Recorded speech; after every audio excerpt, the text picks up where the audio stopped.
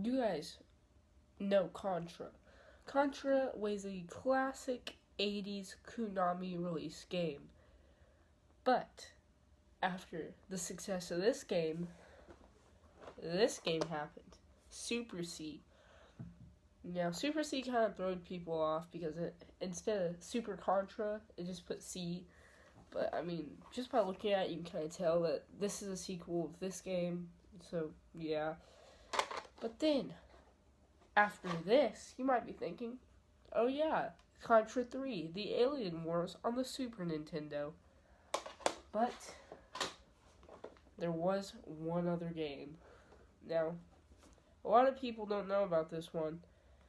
Contra Force. Now,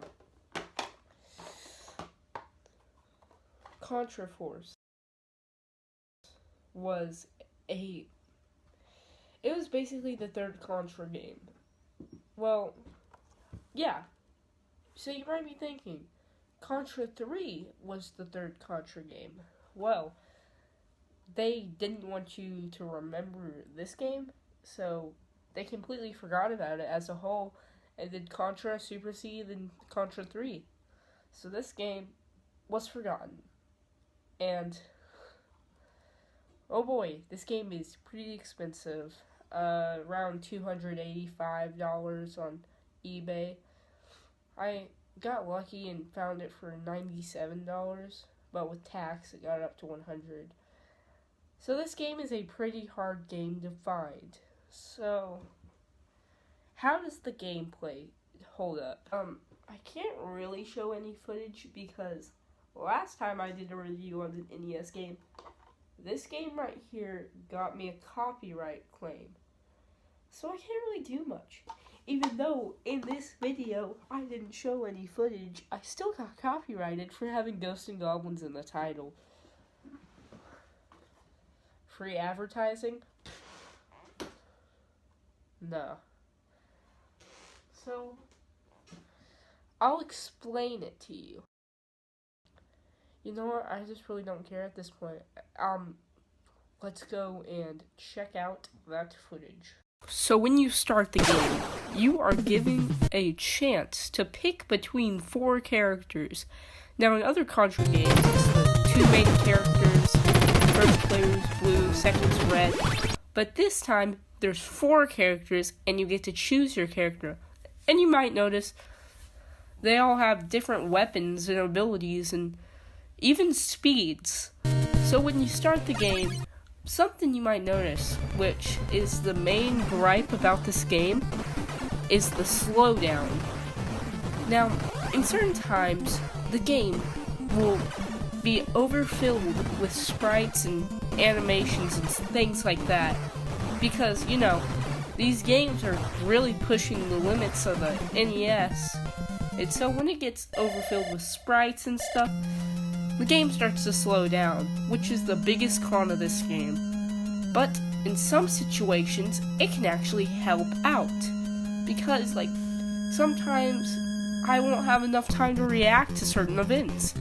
And then when the game slows down, it actually gives me time to stop and shoot them. Now, it usually happens in the same exact places all the time because, you know, the game doesn't really change that much. So, it could actually potentially help you, like as a quick time event, you know, like those kind of things. So yeah, that's pretty cool about slowdown. I can't really recommend Contra Force over Contra and Super C. Now hear me out, I love Contra Force. It might be one of my most favorite Contra games. But the thing is, Contra Force, Super C, they're overall better games and more classic. Also, way less expensive.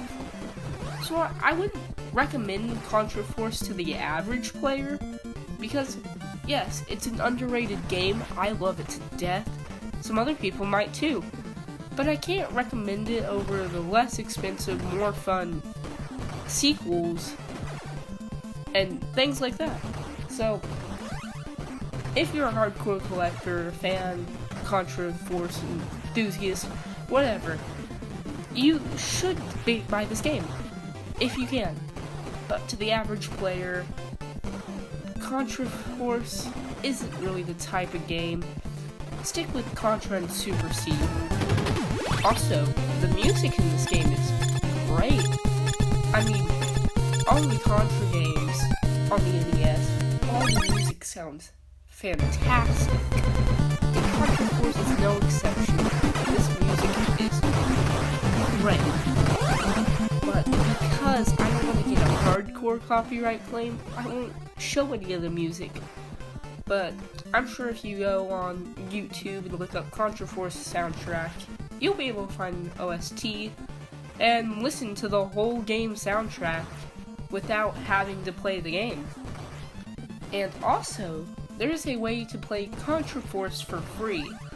Now, there are some websites that emulate games, and all you gotta do is type in Contra Force, and you can play it whenever.